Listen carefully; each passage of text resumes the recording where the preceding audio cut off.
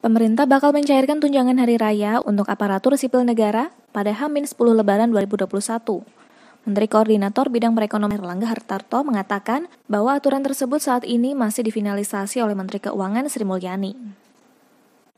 THR untuk pekerja sudah ada di Surat Edaran Menaker nomor M-6-04-04-2021.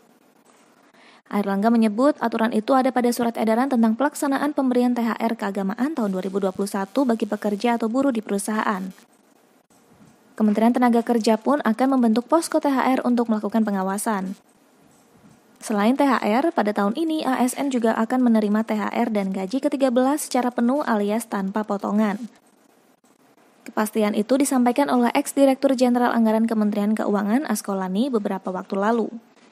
Pemerintah akan membayarkan THR pada 10 hari sebelum Lebaran yang jatuh pada pertengahan Mei 2021, yang berarti THR akan cair pada awal Mei 2021 mendatang. Sementara itu, Presiden Joko Widodo ikut mengingatkan pengusaha untuk memberikan THR kepada pekerjanya pada Lebaran tahun ini meski masih dalam pandemi COVID-19. Pasalnya, pemerintah sudah memberikan sederet stimulus kepada pengusaha swasta agar bisa menghadapi tekanan pandemi COVID-19.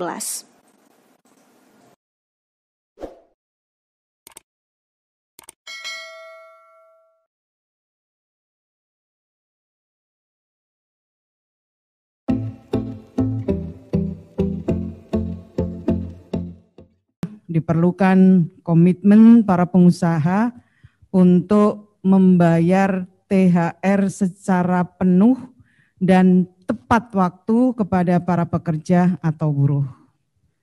Kementerian Ketenagakerjaan telah melakukan diskusi dengan teman-teman yang ada di Lembaga Kerjasama Tripartit Nasional dan Tim Kerja Dewan Pengupahan Nasional, serta komunikasi yang intens dengan pengusaha, dengan serikat pekerja, serikat buruh, untuk menjalin kesepahaman dalam pemberian THR keagamaan tahun 2021.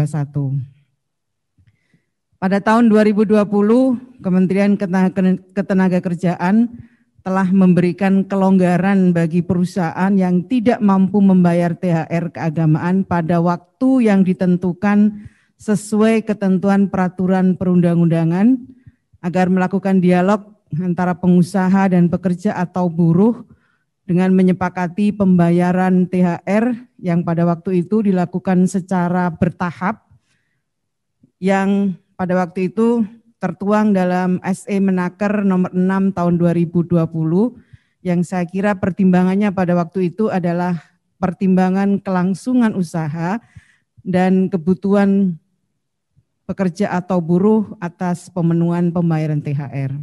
Kami mohon kerjasama kepada para kepala daerah untuk memastikan perusahaan membayar THR keagamaan kepada pekerja atau buruh sesuai ketentuan peraturan perundang-undangan dan mewajibkan bagi pengusaha yang tidak mampu membayar THR agar melakukan dialog dengan pekerja atau buruh untuk mencapai kesepakatan yang dilaksanakan secara kekeluargaan disertai iktikat baik.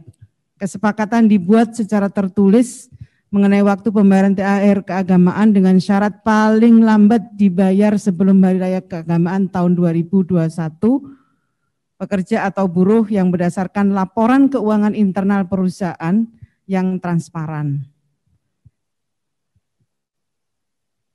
Kesepakatan ini tidak menghilangkan kewajiban pengusaha untuk membayar THR keagamaan tahun 2021 kepada pekerja atau buruh dengan besaran sesuai ketentuan peraturan perundang-undangan, dan selanjutnya hasil dari kesepakatan dilaporkan kepada Dinas Ketenagakerjaan setempat.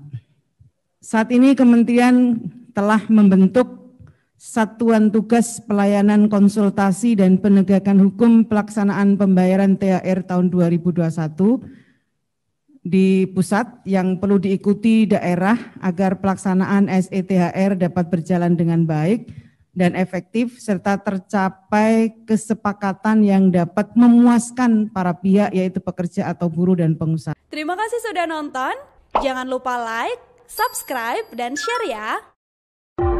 Thank you.